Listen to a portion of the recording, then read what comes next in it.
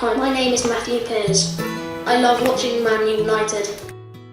At Matthew's birth, things were progressing quite well to begin with, and then when they examined me and determined that things weren't progressing, at that stage I asked for a cesarean section.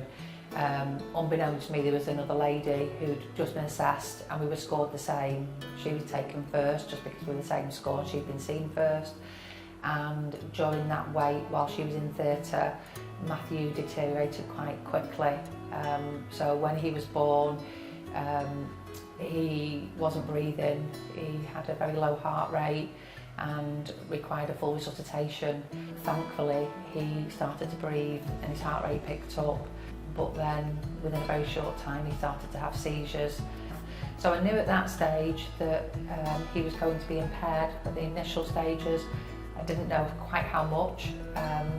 We had to wait until the 8-month mark, because then you have milestones that it should be achieving, and you can look at those milestones, see where he's at developmentally.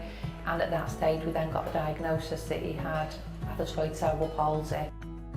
For Matthew, that means that he is unable to walk, talk, he's got no hand-eye coordination.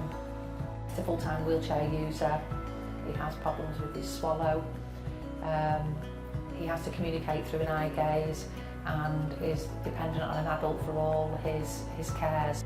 But cognitively, he understands everything.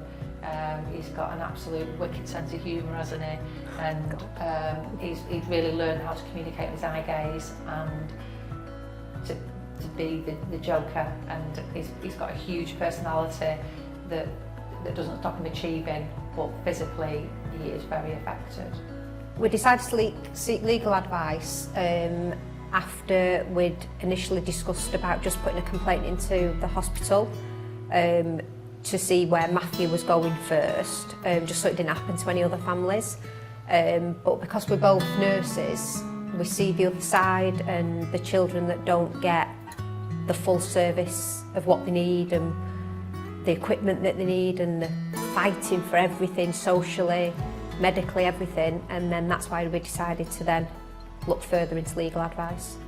When we decided to look into Irwin Mitchell, it just felt like the right fit for us, and I had a telephone call with one of the solicitors who gave us advice on the process. We shortly after changed to Solicitor Dina, who is one of the partners at Irwin Mitchell, and she basically sort of guided us through the process. She was our point of contact, wasn't she?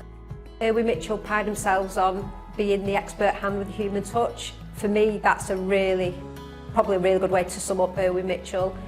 Even from the beginning and starting this process 12, 13 years ago, we've always felt listened to as mums, as a family.